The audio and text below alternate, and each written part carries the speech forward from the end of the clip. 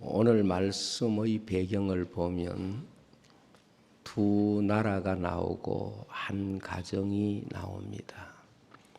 두 나라는 유대 나라와 모압 나라가 있고, 한 가정은 이 두 나라 사이를 오고 가고 하는 이런 삶의 이야기가 있습니다. 이 룻기는 우리에게, 하나님의 백성에게 절기의 의미가 뭔가, 이것을 설명하는 굉장히 중요하고 풍성한 교훈이 담겨 있는 말씀이라고 믿습니다. 한 가정이 나옵니다. 그리고 유대 나라에 흉년이 들었습니다. 그래서 이 가정은 유대 나라 베들레헴을 떠나서 모압이라고 하는 타국에 이민을 가게 됩니다. 자신들이 가지고 있는 모든 재산을 다 정리하고 이민을 떠나게 됩니다. 이 가정이 고향인 베들레헴을 떠나서 모압으로 갈 때에 아주 사람들에게 그 모습이 대단히 부러운 모습이 되었다, 이렇게 말씀에서 읽고 느낄 수가 있습니다. 그들은 대단한 행차처럼 모압을 향해서 떠나갔습니다. 이 가정의 가장은 엘리멜렉이고 그의 아내는 나옴이고, 그리고 든든한 두 아들을 데리고 자신이 선택한 모압이라고 하는 나라에서 이제 한번 잘 살아보겠다, 이런 마음을 가지고 이민을 떠나갔습니다. 룻기 1장 21절에 보면 내가 풍족하게 나갔더니라고 하는 말씀을 보면, 그들이 모압으로 갈 때는 누가 봐도 많은 재물을 가지고 모압 땅에 갔다는 것을 알 수가 있습니다. 그들은 자신들의 삶이 계속해서 풍성함을 누리기 위해서 흉년이 들어있는 베들레헴에서는 그런 삶이 어렵겠다고 생각하고 모압으로 이주를 결심한 것입니다. 이 가정, 바로 이 가정이 이 세상 대부분의 가정을 그대로 보여주고 있는 모든 가정의 거울과 같은 가정이라고 볼 수가 있습니다. 이 가정의 특징은 다른 것에는 관심이 없습니다. 내 가정이 잘 사는 길이면, 내 가정이 풍성하게 살 수만 있다면 어디든지 갈 수 있다고 생각하는 가정입니다. 내 가정이 풍족하게 살 수 있다면 어디에 가서 살아도 좋고, 누구와 살아도 좋고, 어떻게 살아도 좋다고 생각을 하는 가정이었습니다. 이 가정이야말로 전형적으로 한 인생의 목적이라는 것이, 풍족한 가정을 꾸리는 것이 한 인생이 세상에 태어나서 사는 목적이라고 생각하는 가정입니다. 그래서 내가 잘 살기 위해서는 어디에 살아도 좋고, 누구와 결혼해도 좋고, 또 내가 어떻게 살아도 좋다, 이런 기준이 자신의 삶을 언제나 이끌어가는 이런 가정을 말합니다. 이 가정이 가진 계획은 앞으로 자신들의 가정이 풍족한 삶을 계속해서 누리기 위해서는 흉년든 이 베들레헴보다는 풍성한 모압에 사는 것이 우리 가정을 위한 일이다. 이렇게 결론을 얻은 것입니다. 그래서 그들은 모압 땅에 이주를 하게 되고 모압에서 앞으로 계속해서 살아야 되겠다고 하는 결심을 분명히 굳혔습니다. 무엇을 보아서 아느냐? 자신의 두 아들을 다 모압 여자와 결혼을 시킨 것입니다. 지금으로 말하면 국제 결혼을 한 것입니다. 이제는 베들레헴에 돌아갈 이유도 없고 베들레헴에 돌아가지 않겠다는 의지를 그 자녀의 결혼에서 볼 수가 있는 것입니다.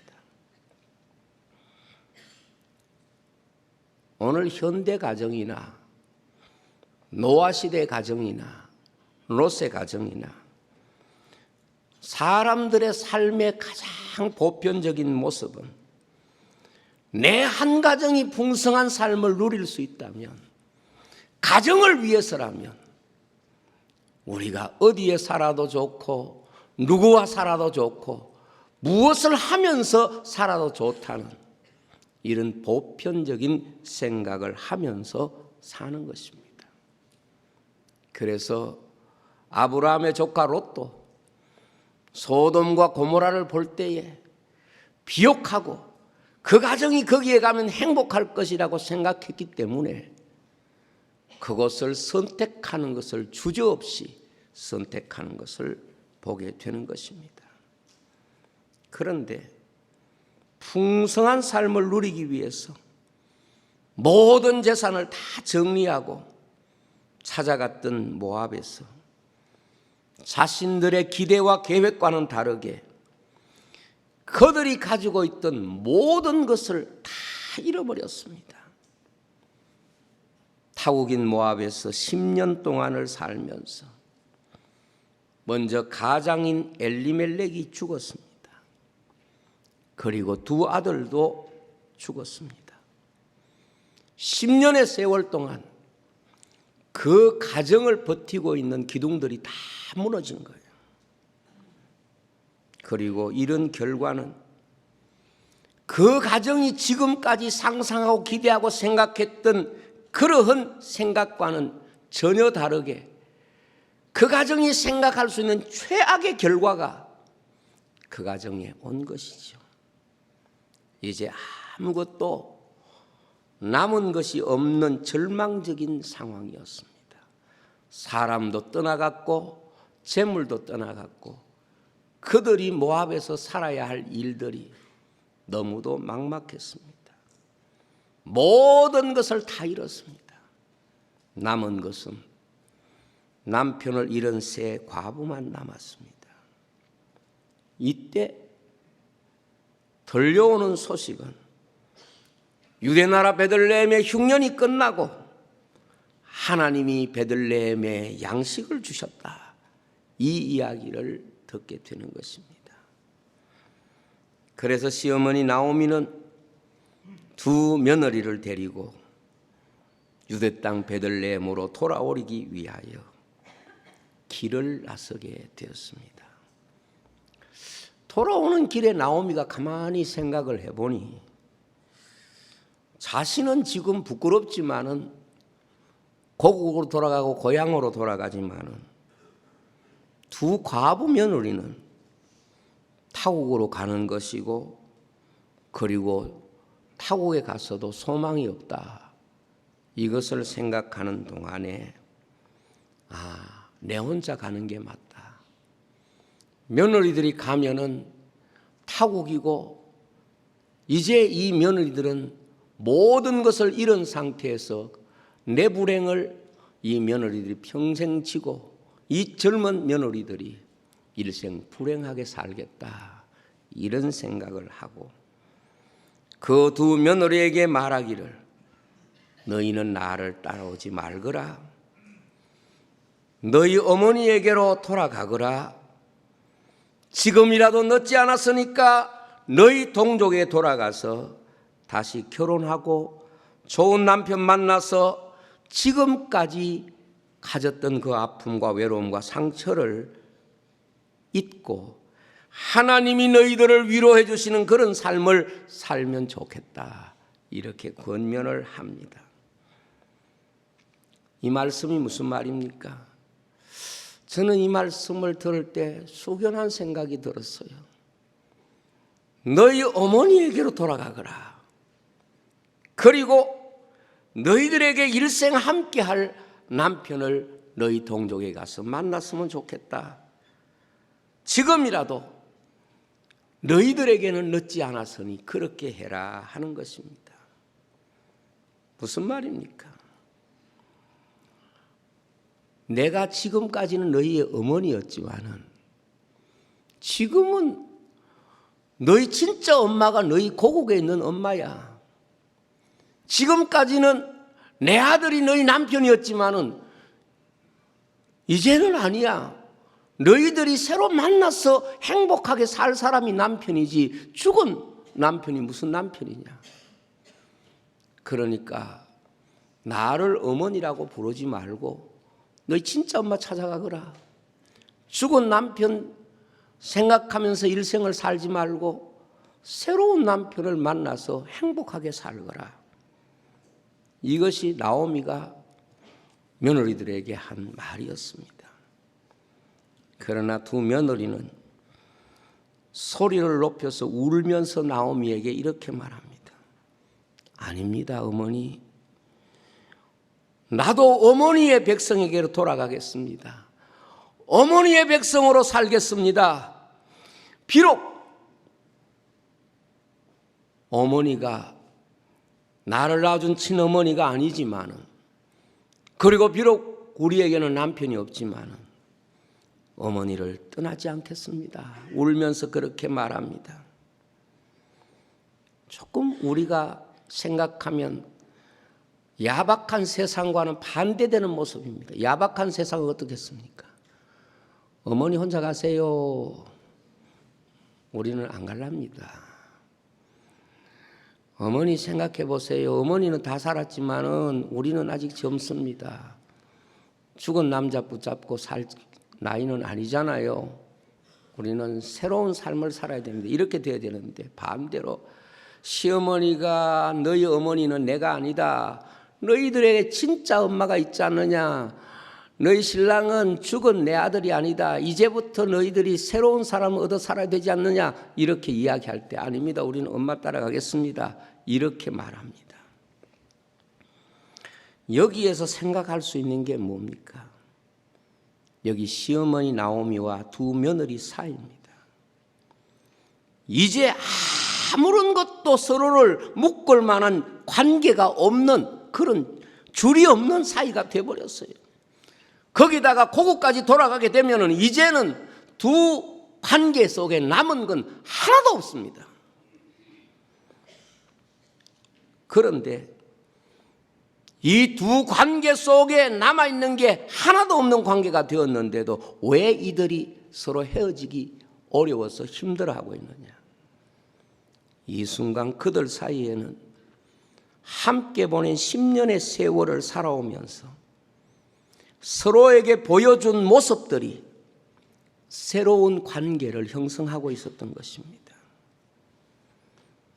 사람에게 있어서 관계의 가장 중요한 것은 처음에는 인간적인 관계고 처음에는 혈육적인 관계지만은 결국 마지막에 남는 것은 살면서 서로가 가지고 있는 고마움과 사랑과 신뢰가 그 관계를 새롭게 해석한다는 것을 우리에게 보여주는 것입니다.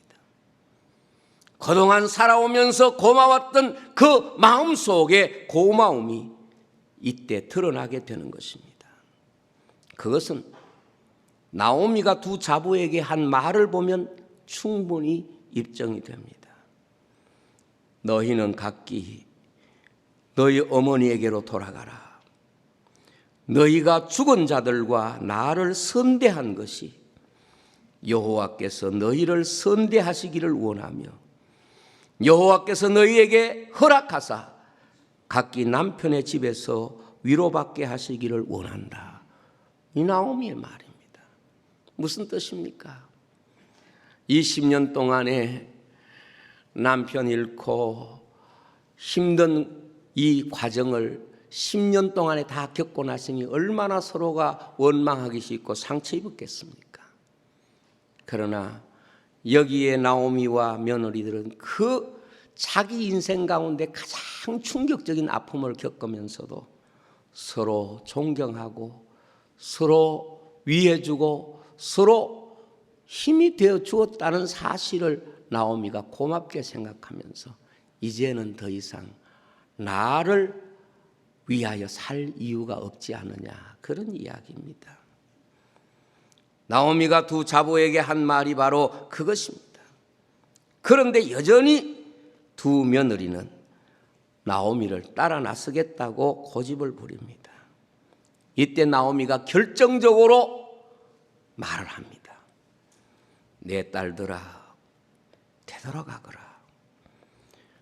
내 태중에는 너희의 남편 될 아들들이 없지 않느냐. 나는 늙었으니 더 이상 남편을 둘 입장이 아니지 않느냐.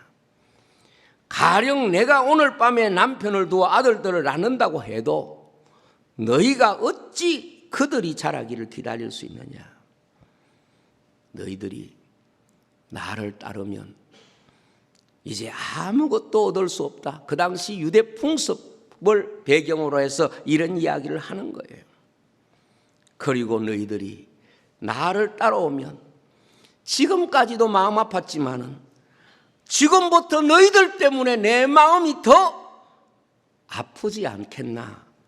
그러니 하나님이 손으로 나를 치는 것으로 이 아픔은 끝냈으면 좋지, 내 때문에 너희들까지 아픔의 세월을 보내는 것은 나를 더 힘들게 하는 것이다. 이렇게 나오미가 말합니다. 이때 며느리들이 소리를 높여 울면서 하나는 오르갑니다. 시어머니에게 어머니 말씀 듣고 보니 그러네요 하고 입을 맞추고 어머니를 떠나갔습니다. 그런데 막내고 아주 어린 며느리 룻은 여전히 시어머니를 쫓는 거예요. 여기에서 오르바와 룻의 차이가 드러납니다. 지금까지는 똑같아요. 다른 게 하나도 없어요. 언제나 두 사람의 이야기를 한 사람의 이야기처럼 성경은 기록하고 있는데 여기서부터는 이야기의 기록이 달라집니다. 지금까지는 다 같고 다른 게 없습니다. 성경을 보면 그 이유가 드러납니다.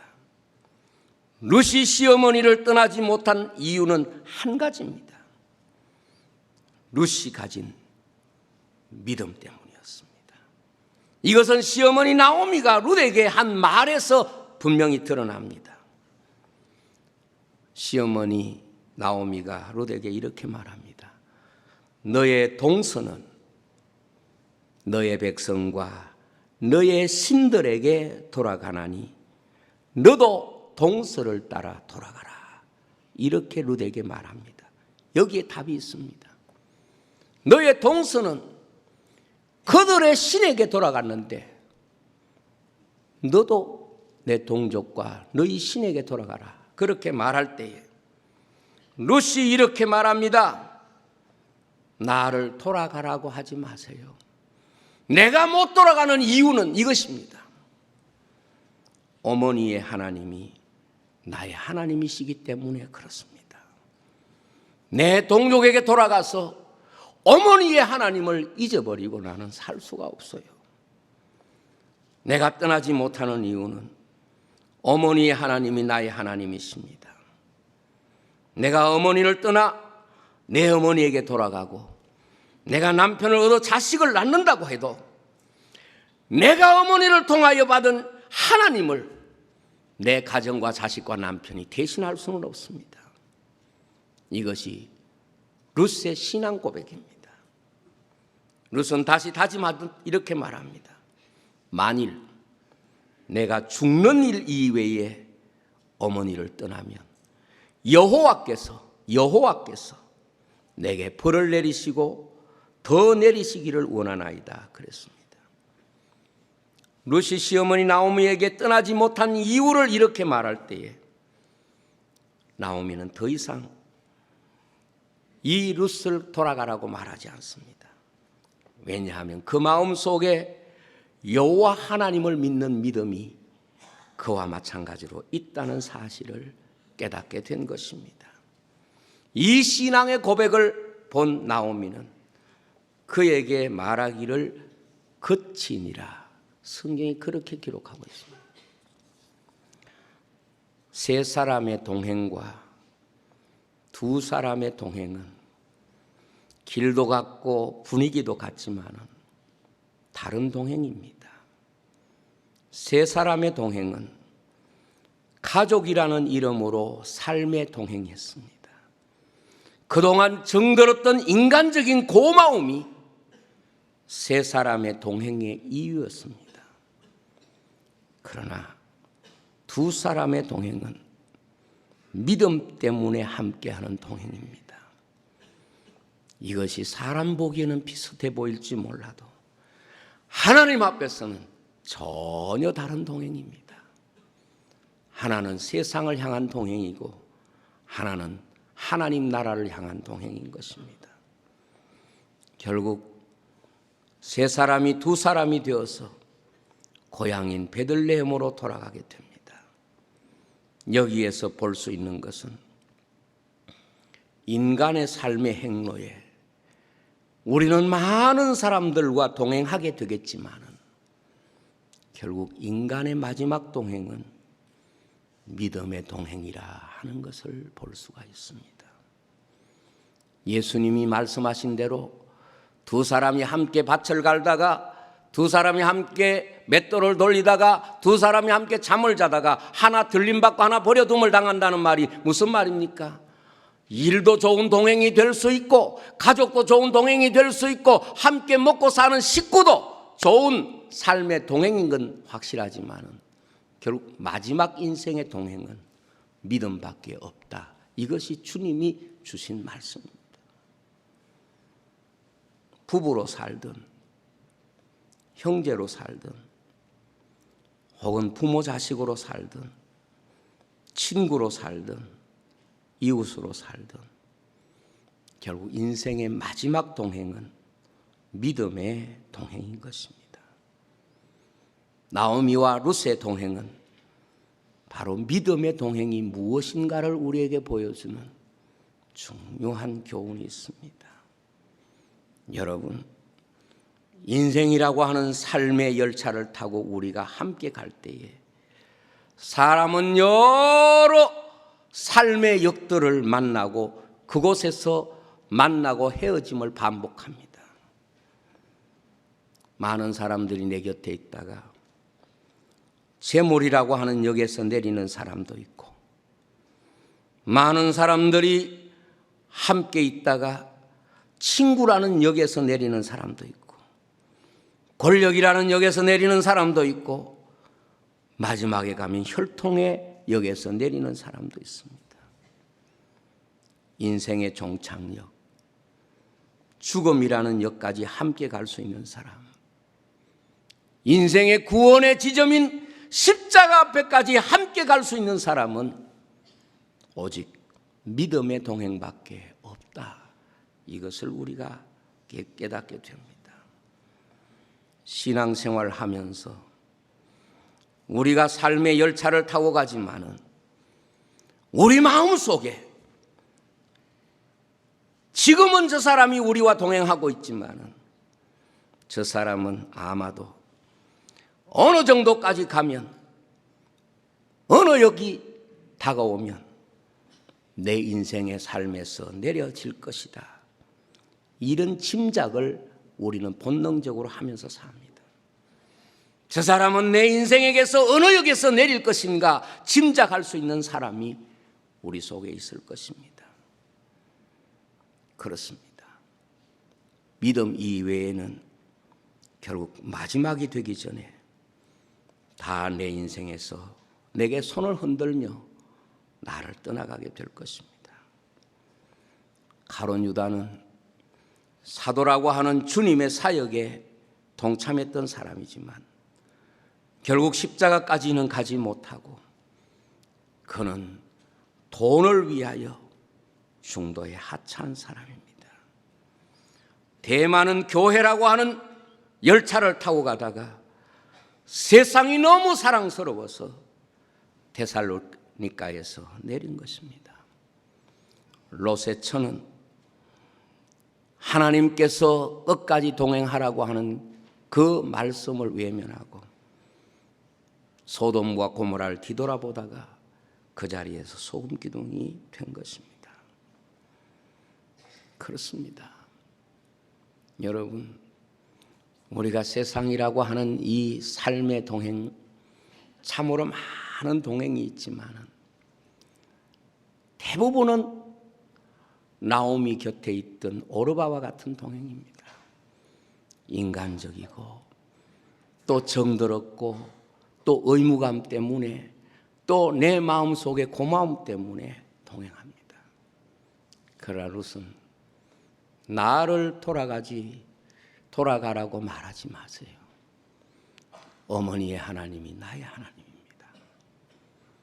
그때부터 믿음의 동행을 시작한 것입니다.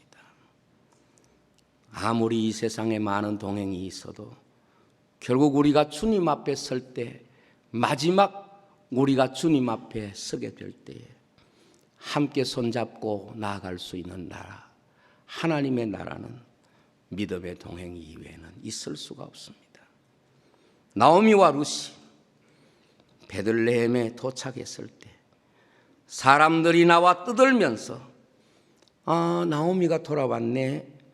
떠날 때는 엄청 많게 가지고 떠났는데 돌아오는 모습 보니 빈손이네. 그리고 가족들은 다 잃어버리고 자기 혼자 하고 과부된 며느리 하나 데리고 왔네. 이렇게 떠들고 있었습니다. 그래서 나오미는 이렇게 말합니다. 맞다. 내가 풍족하게 나갔더니 여호와께서 내게 비어 돌아오게 하셨느니라.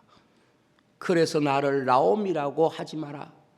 나를 말하라 하라. 이렇게 말을 합니다. 그러나 이 믿음의 동행이 베들레헴 그들의 고향에 왔을 때 그때가 바로 보리 추수하는 계절이었습니다. 오늘 말씀에 나오미가 모압 지방에서 그의 며느리 모압 여인 룻과 돌아왔는데 그들이 보리 추수할 때에 베들레헴에 이르렀더라. 그렇게 말씀했습니다. 지금으로 말하면 맥추 감사 주일 즈음에 돌아왔다, 그런 말입니다. 다 잃어버린 두 여자, 그리고 불쌍하게 돌아왔던 바로 그 두 여자. 어떻게 보면 베들레헴이라는 말은 떡집이라는 뜻입니다. 베들레헴 집은 떡집이라는 뜻인데 바로 그들의 손에는 아무것도 가진 게 없습니다. 아무것도 손에 든 것이 없는 사람들입니다. 그들이 베들레헴에 도착했을 때는 떡이 다 떨어진 모습으로 돌아왔습니다. 그들이 그곳에 돌아왔을 때 그들의 마음속에 돌아왔던 한 가지 이유가 룻은 그곳에는 아무것도 없어도 내가 하나님을 믿는, 내가 만난 그 하나님, 그분을 모시고 섬기고 예배할 수 있는 분이다. 바로 그것을 가슴에 안고 돌아온 것입니다. 그래서 룻은 내 인생에 하나님을 떠나는 일은 없을 것입니다. 세상의 것을 하나도 얻을 수 없다고 할지라도 하나님은 떠나지 않겠습니다. 죽음의 순간까지 나는 이제 하나님 없으면 살 수 없습니다. 왜 이런 결론을 우리가 볼 수 있는가 하면 나오미가 룻을 떠나라고 할 때는 나를 따라오면 이런 모든 것들이 아무것도 없다.